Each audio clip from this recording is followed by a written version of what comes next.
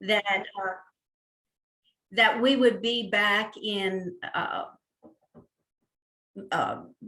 doing them live, and that didn't happen. So we're just going to make the best of it. Thank you. Okay, let's get started. I was asked at first to do this presentation on distractions. And then later, Ellen threw me for a loop. She didn't know that until just now, when she said something about redirection. And so I thought, distractions, redirections.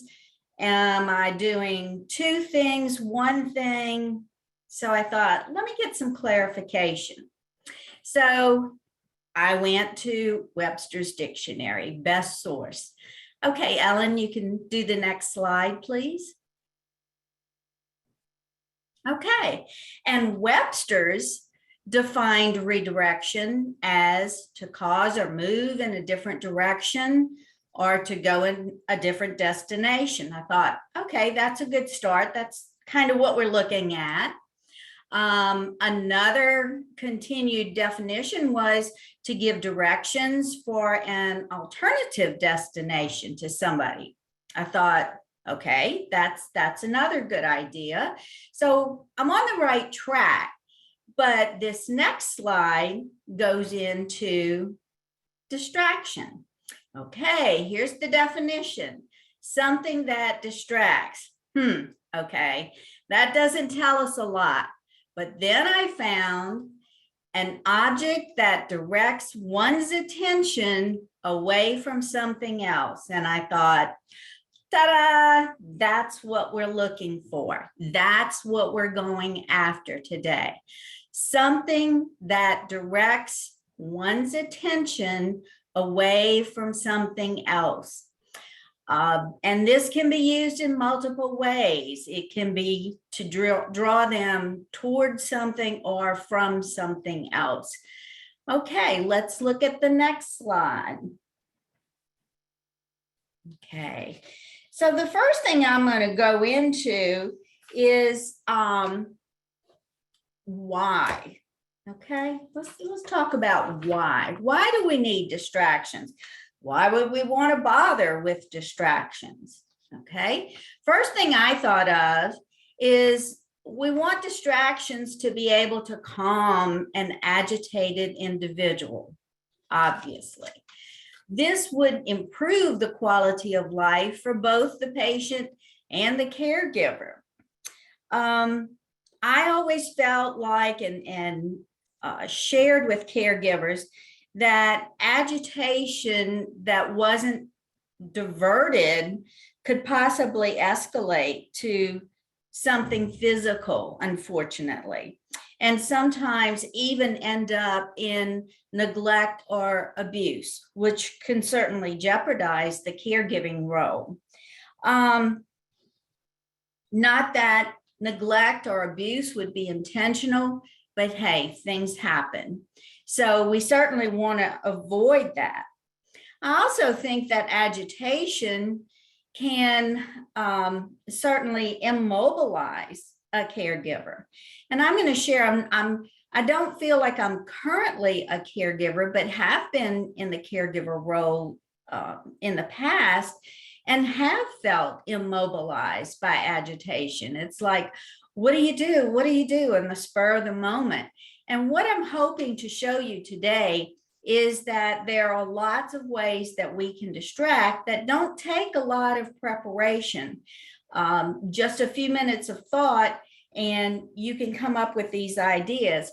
Happy to say for the things that I brought to show and tell about today, I really did not go out and buy anything. I gathered up some things that I just found around my home and threw them in a box. And this is what I'm going to encourage you to do.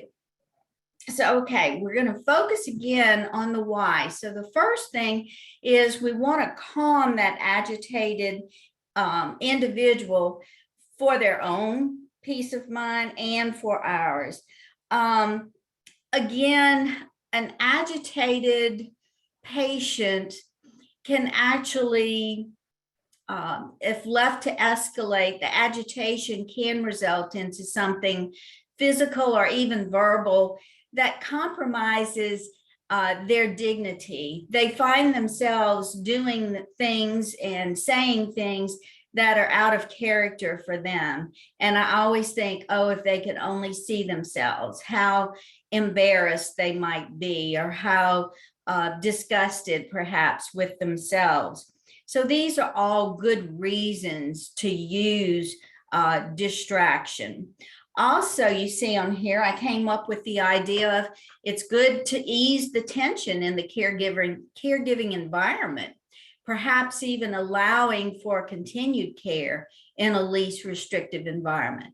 I have many caregivers who say, I'm going to do this as long as I can, or as long as it's working. And so my question is usually, how will you know when you reach that point that it's as long as you can, or as long as it's working? And I think that the response is that when you're not able to reach out or get close enough to the individual to provide the care that they need, then you've kind of reached that line. Home care, we want to believe, is always the best thing, but sometimes it indeed can be detrimental. It can be detrimental for the patient who doesn't get the care that they need, but it can also be detrimental for the caregiver who's left feeling guilty for not being able to care for that individual, and thus having to make a decision to place someone that they love in a facility, and then doing the best they can to still interact in their care. So these were a couple of reasons that I came up with, and I'm sure the caregivers that are out there can think of many more, but I felt like these answered the question of why. And I have a couple of more on the next slide that we'll look at. Okay, we want to introduce peacefulness into that agitated setting, and thus allowing for the needs of the patient to be met by the caregiver. In other words, this means if they're agitated, you can't reach them to administer medications. You can't toilet them. You can't bathe them. You can't give them a meal. If they're agitated and physically lashing out, or restless and moving, it's going to be very difficult to reach them physically to be able to meet their needs.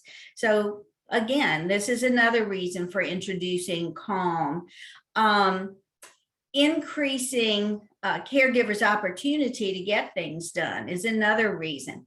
Caregivers are often, as I was saying, the chief cook and bottle washer, along with being the primary caregiver. So yes, caregivers can and should take advantage of the times when their patients are resting, but often that's just not enough time to get everything done.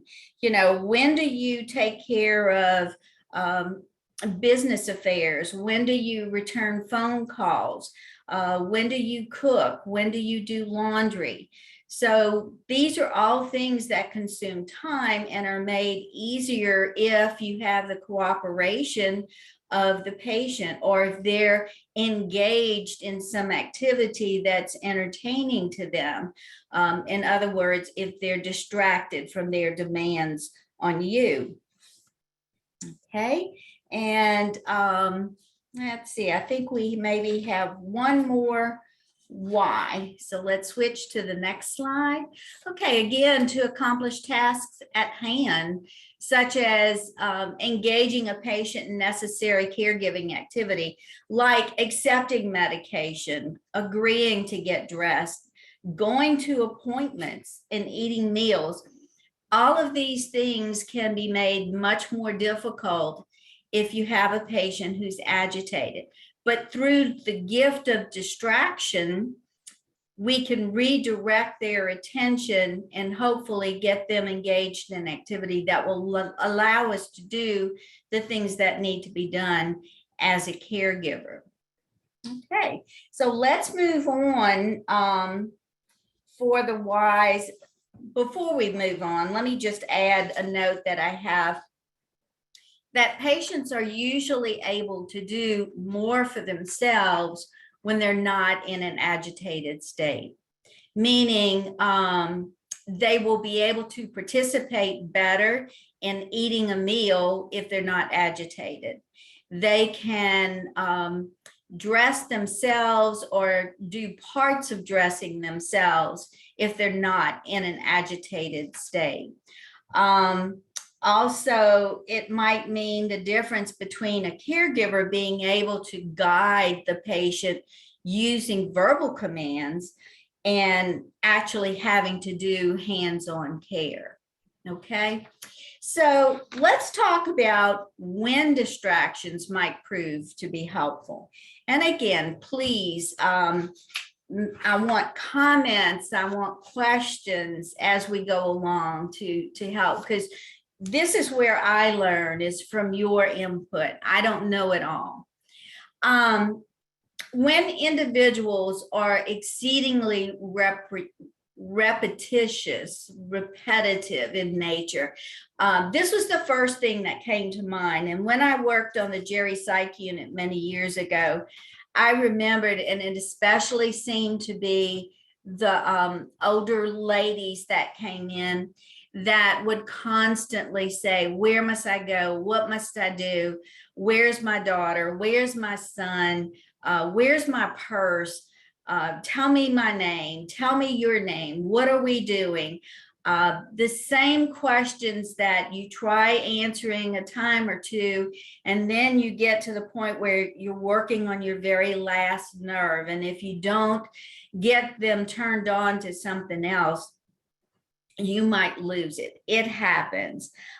We run out of patience, and we hate to admit that. I've been in that situation before where my patients had worn very thin just because of the constant repetition of the same question over and over, with the inability to answer enough times to satisfy them.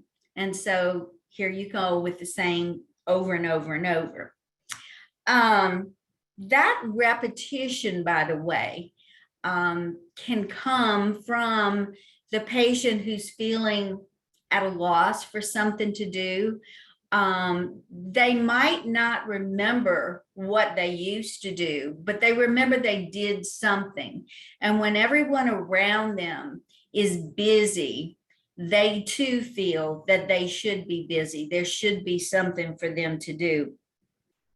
This also can come from a feeling of being lost, not knowing where they are. So it becomes an issue of feeling insecure. But when we can redirect with good activity, we get rid of some of that lost feeling or that need to have something to do. Another time to use distractions is when an individual is determined to do something that's maybe unsafe or inappropriate or annoying even.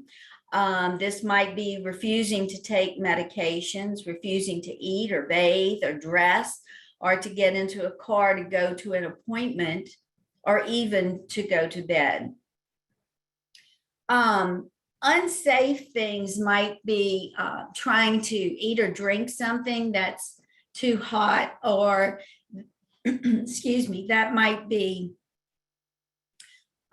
something that they're allergic to, or something that's not edible. It might be they're trying to disrobe in a public place. It might be that they're taking out something that you've, like unfolding clothes that you've just spent time folding, and before you can put them away, they're taking them apart. So this is another good time to use distractions. And I'm going to get into specific distractions in a minute. So I don't want you to think I'm just telling you to do distractions and then you're saying, give us examples. I will give you those examples. But first of all, let's look more at when we want to use those distractions. It might be as you're driving down the highway and they're trying to open the car door, or they're getting annoyed and trying to undo the seat belt and so forth. So this might be a good time for distractions, and that would be a good challenge. And I just happened to bring an example of something that might work. Here's a purse, okay? And so maybe this is my mom and she's sitting beside me, and I hand her her purse and say, okay, we're going to, and I hand her a card that has a street name on it. Let's just say it's Mary. That's an easy name for them to pick up on. So we're driving down the street and I tell her, okay, you need to help me look for this street. What's the street? Look at your card.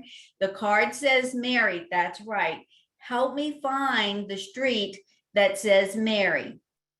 So you have her attention between the card and between watching the street signs that are going by.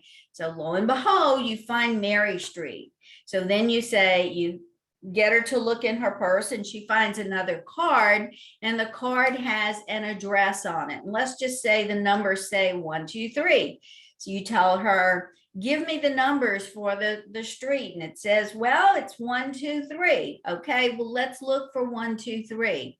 So you're slowing down and you're looking and you're letting her look for addresses, and it doesn't really matter that she's not finding the particular address you're looking for. She's saying out numbers, she's distracted, she's looking for that address.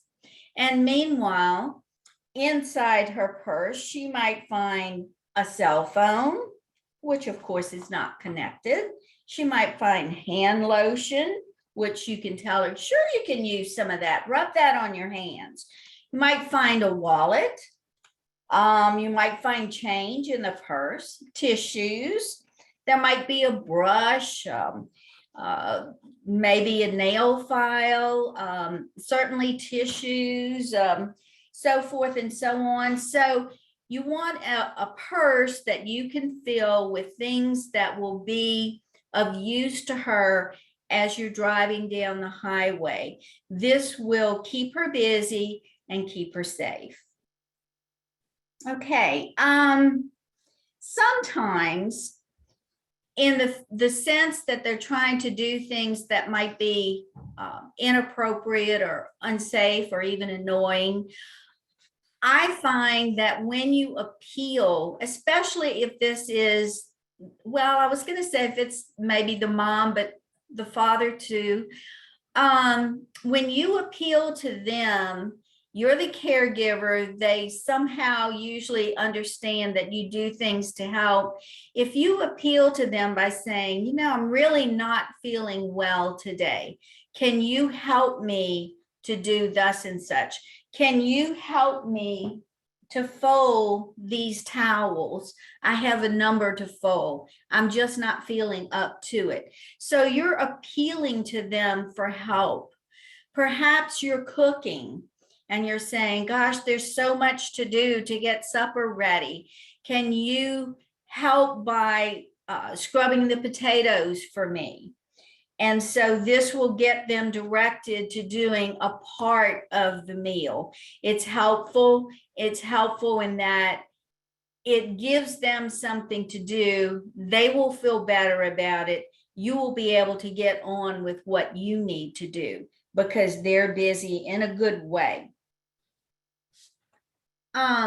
Telling them that you're tired, that you didn't sleep well, that you hurt your shoulder. Sometimes these things will serve as enough of a distraction, depending on their functioning level, where they're going to seek out ways to be able to help you.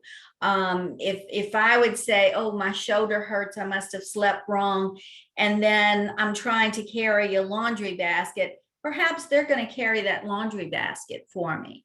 Because it's their way of being able to help out. Somewhere in us, we're always going to be a mom or a dad, and we're going to want to help our children. Okay, let's move on to the next slide. Okay, here we have more of the when to use distractions. When an individual is at a loss for something to do, this is when I mentioned they feel they need to be busy. The feeling that they must be doing something can sometimes just be overwhelming, like they can't sit still anymore. Okay, I've watched you do something, now I need to do something. And so they get more anxious and more frustrated, and sometimes they even have anger over, well, you never let me do anything. And so again, here's where we want distractions. And we may have things like, I have a puzzle, and this is a puzzle with 25 pieces. They're large pieces. You could put this on a kitchen table and get them started on putting a puzzle together while you're maybe preparing dinner or while you're trying to pay bills, perhaps. They're seated at the table, they're with you, they're doing something and allowing you to take care of what you need. I also brought a flyer. This one happens to be a Winn-Dixie flyer. And of course, you're going to have meal products in here. Okay, so what are the ingredients for the meal tonight? We need to make a shopping list. Here, Mom, you go through this, find the things that you think we need, and we'll make a list and then we'll shop from there. This is something most women have done at some point in their lives. So this gives her something that's familiar, something that distracts her from wanting to prepare the entire meal to prepare for preparing the meal. I also brought, I have a bag that I have measuring spoons and measuring cups. You know, okay, this could be an idea of, hey, Mom, I need a half a cup. Can you find the measure for a half cup for me in here? What about a teaspoon? We're going to need a teaspoon of sugar. So can we do that? And we keep there. I have a whole box full.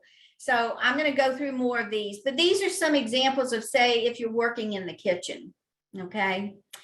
Another win is when a caregiver has things that must get done. And again, we turn to things like business affairs or cleaning, shopping, cooking, and so forth.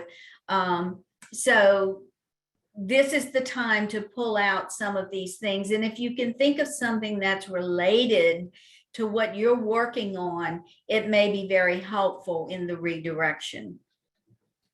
Okay, let's go to the next slide.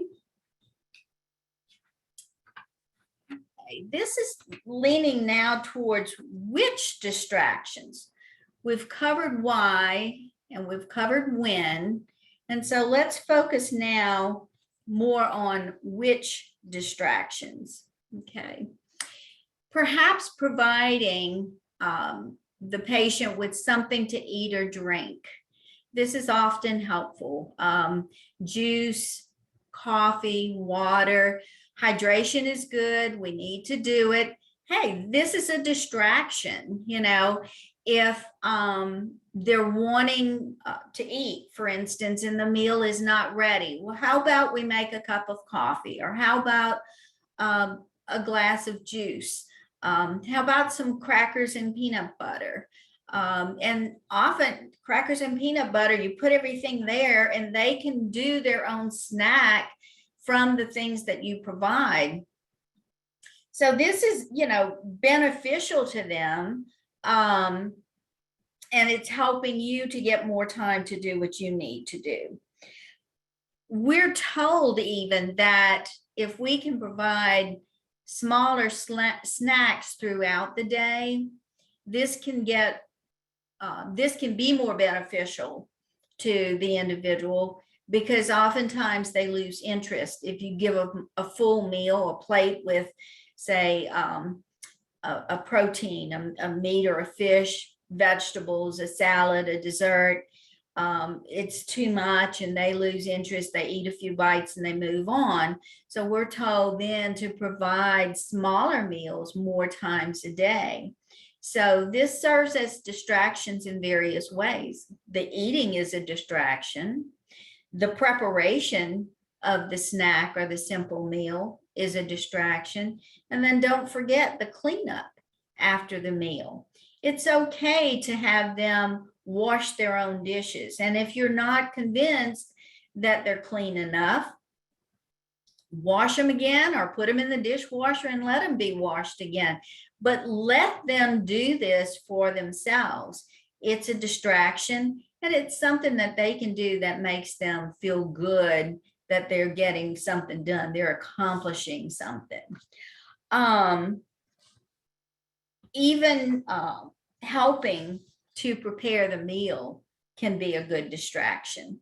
So getting them involved in the simple meal prep activity, like washing the fruits or the vegetables, chopping. If it's safe for them to deal with a knife, then chopping is okay.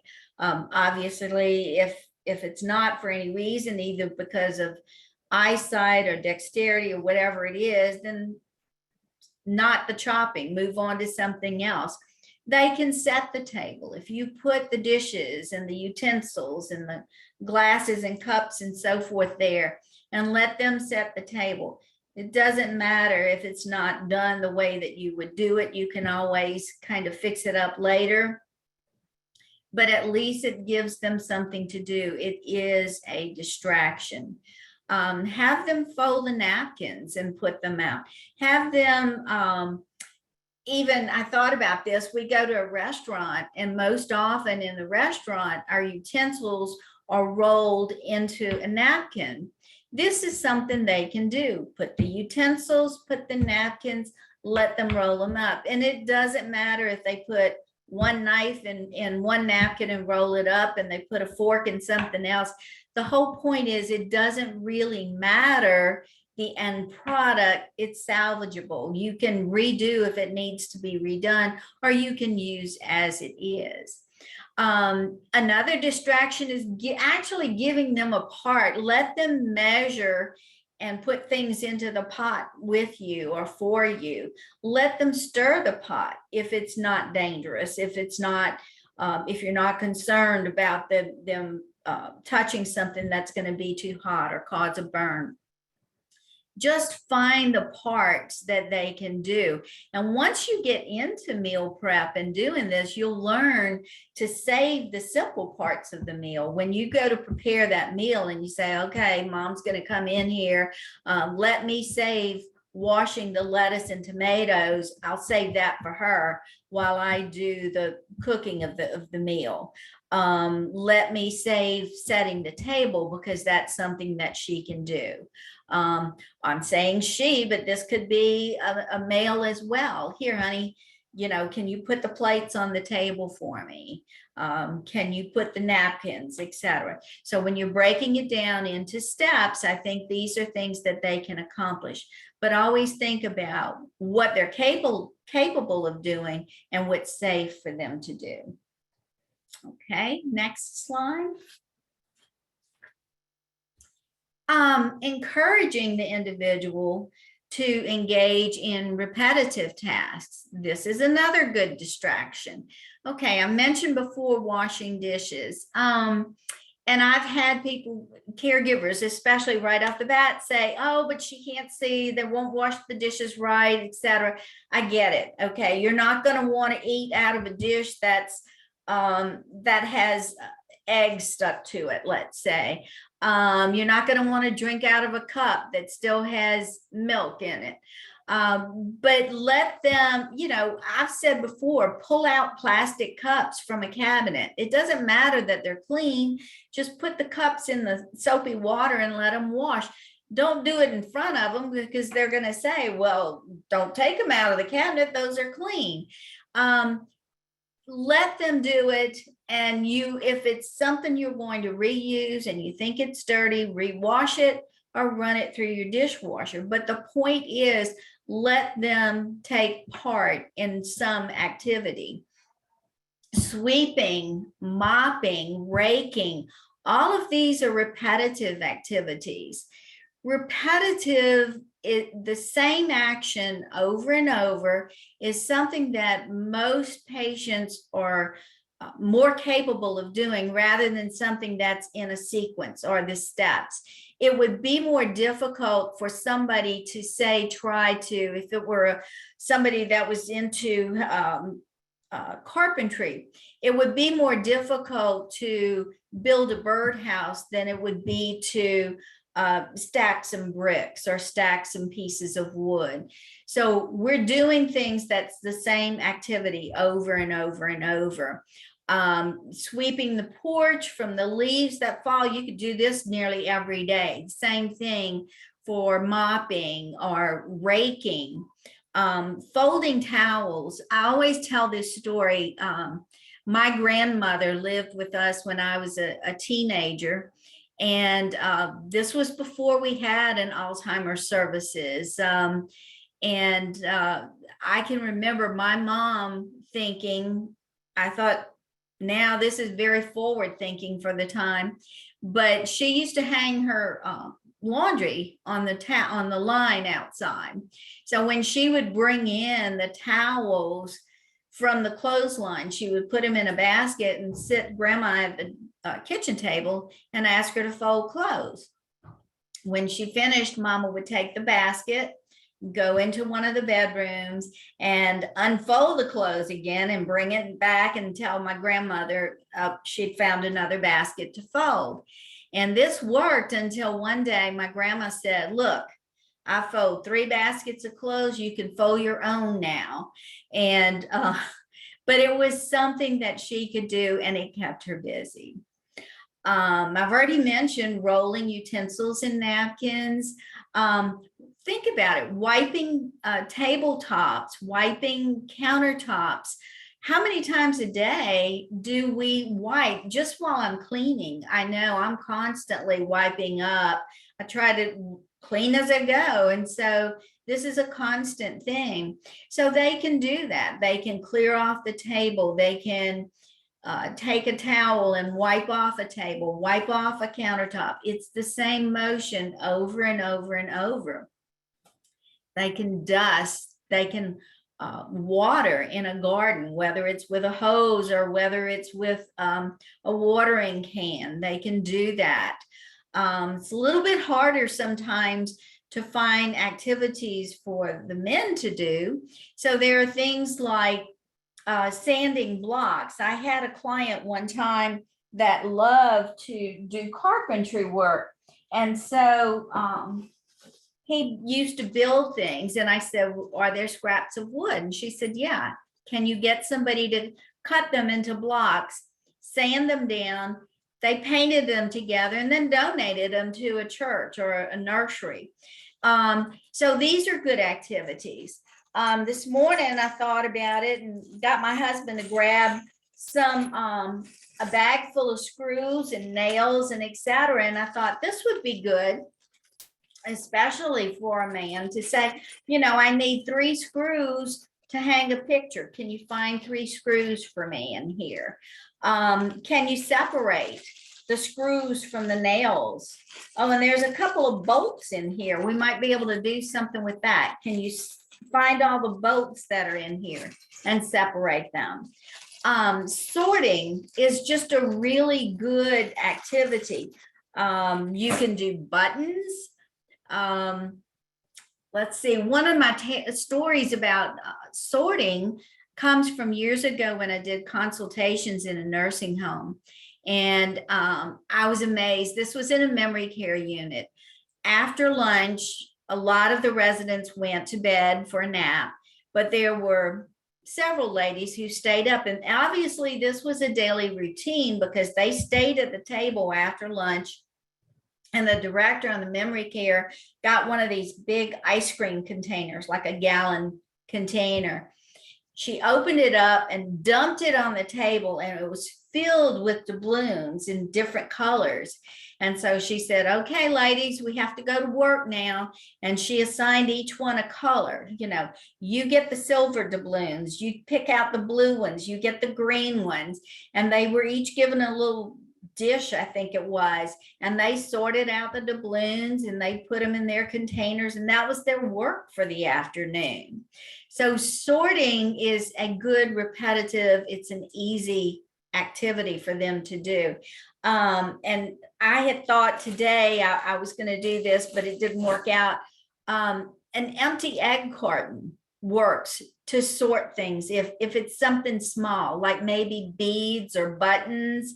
I think it might work for some of the screws and nails and so forth. So if you have an empty egg carton, you want to keep that. You can always use it for something.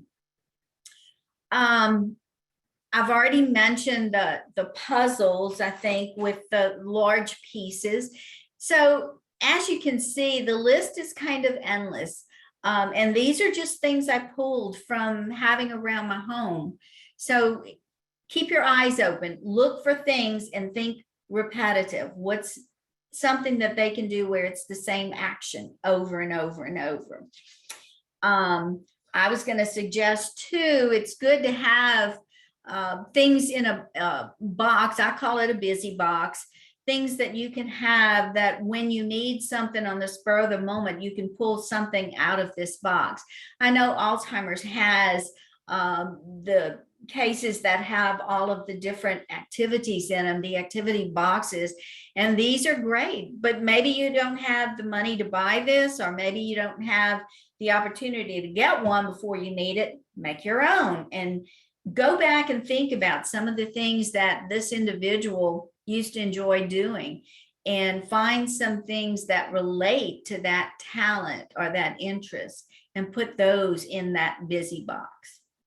Okay, let's move to the next slide. Okay, this is I'm going to call it the last of the witch distractions.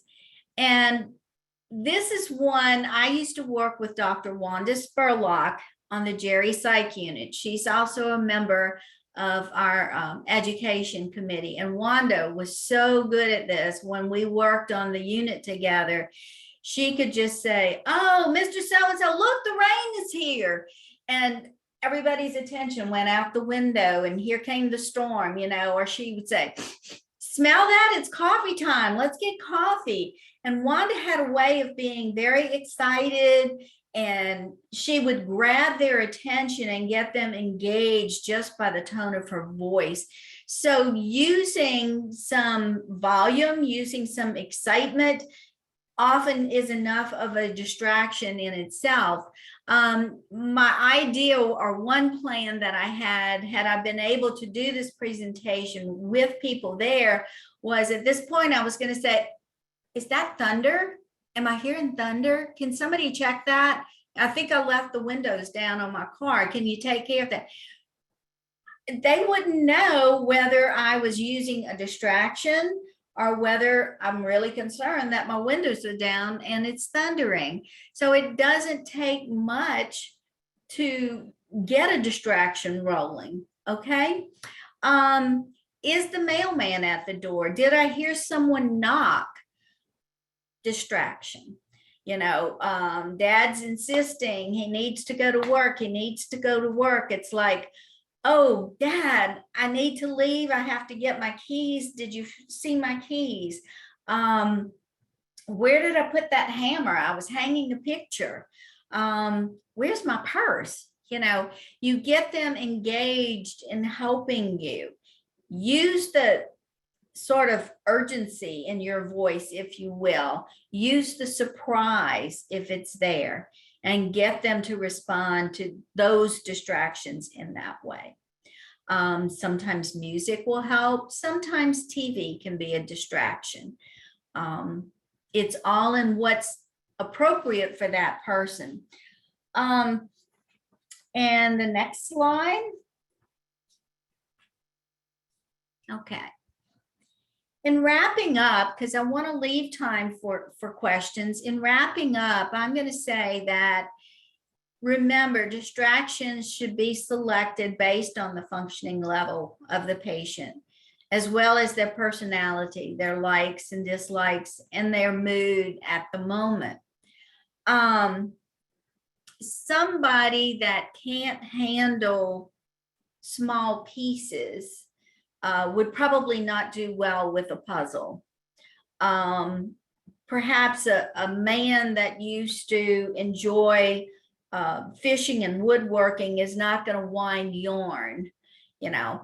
So you want to make it appropriate to things that were of interest to them, something that will hook their attention. Like I said, a woman that enjoyed cooking will maybe find your teaspoon or your cup, your measures, or may look for the ingredients of that meal.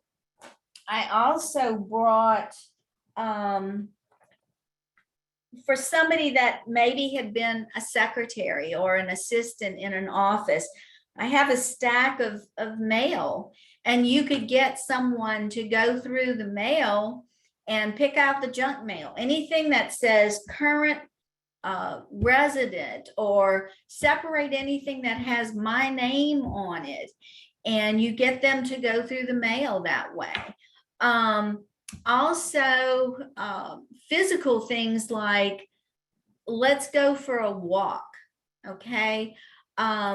We need to put mail in the mailbox, so let's stretch it out. Let's go out the back door, walk up the driveway, put the mail in the mailbox, and then on the way back, let's find what flowers are blooming. Oh, and what do you call this one? What's the name of this particular flower? Okay, I thought it was such and such. You're thinking it's this. Let's go inside and find a book and see if we can find this flower and figure out what it's called.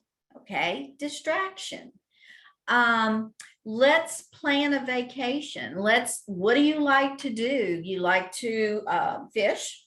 Let's look for fishing equipment. You like boats? Let's look at a cruise catalog. Magazines come in handy. Keep them, let them tear them up. Look for a truck. I'm going to buy a new car. Can you tear out some pictures of cars for me? This will work, but only if that's something of interest to somebody. Okay. Also, individuals may still be able to do a part of some activity that they once enjoyed. For instance, maybe a woman that used to knit, maybe she can't remember how to knit, but you could get a skein of yarn and get her to wrap the yarn into a ball. As I've mentioned before, somebody that used to enjoy carpentry work might enjoy sanding blocks and painting them, and then you can donate them somewhere. Perhaps somebody that used to be a teacher might like to look through papers as though they're grading papers, or they might work simple crossword puzzles.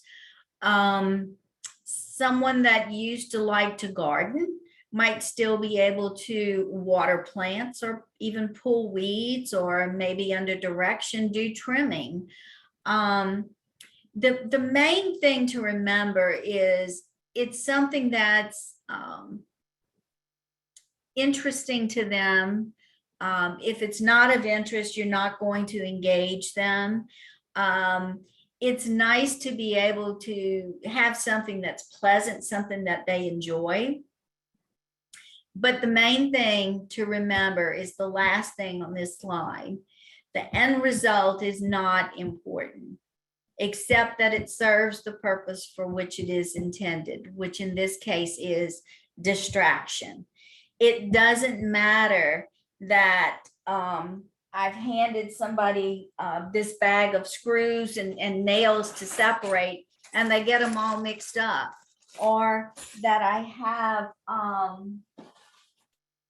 another bag that has shapes in it, and I say, you know, put these into different bags, into different containers, and they're not divided correctly. It doesn't matter. The point is, it gives them something to do. So this is the purpose of distraction. It's not to accomplish something. It's to keep them occupied, to give them a sense of fulfillment. And in doing such, it gives you time to get things done, and it can give you little mini respites when they're struggling. And that's it. So I will entertain any questions. All right. Thank you so much, Rose. That was a fantastic presentation. Lots of good tips to take from that. So let's see.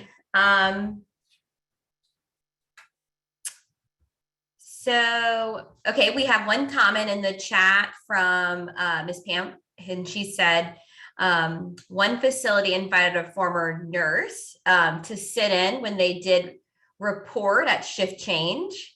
So that's a good tip. Absolutely. And we have a couple of other questions. So the first one is there anywhere you could recommend people can purchase items if they do decide to do their own busy box? I thought about that, and my suggestion in the past has been to look at toy stores in or even I don't know if there even is such a thing, but there used to be school aids at one time, the stores where the teachers went to buy their supplies. I think you could find things there, or I've purchased in the past some things from like Walmart in the toy section, very young children's toys. And I was thinking on the way over here, one thing that if I had gone out to buy would have been a checkerboard. And I think about multiple things. You could ask somebody to separate the checkers into red and black, or you could just put out the checkerboard and say, put the red checkers on the red squares and the black checkers on the black squares. You don't have to play the game with it. It's just having them to do something. So even a checker set or a game, the simple games. I have a granddaughter that loves this game, and I hate it because she beats me every time. It's called Sorry, and it's kind of like the old Parcheesi, and there are a lot of these games where it's dice you roll, and then you have some sort of a token that you advance along a path, the counting the number on the dice, and you move the token along. So anything along this line I think would be great. And it doesn't matter that they don't grasp the aspect of the game. It's just, again, it's giving them something to do. Thank you, Rose. And if anybody has any questions for Rose, you can feel free to put them in the chat at any time. We do have another one for you. Is there anywhere, Rose, you can think of to name any dementia-appropriate, dementia-friendly places to go that would maybe be some good positive distractions if someone just wants to get out the house, go for a little bit of a break? I think, I don't know if I could think of a specific simple place, but I'm thinking things like environment wise, you want a place that's not real busy. You want something that's sort of on the quiet side, not too much going on. So I'm thinking maybe a park where you could take a walk or bring a picnic perhaps and have a picnic on a park table.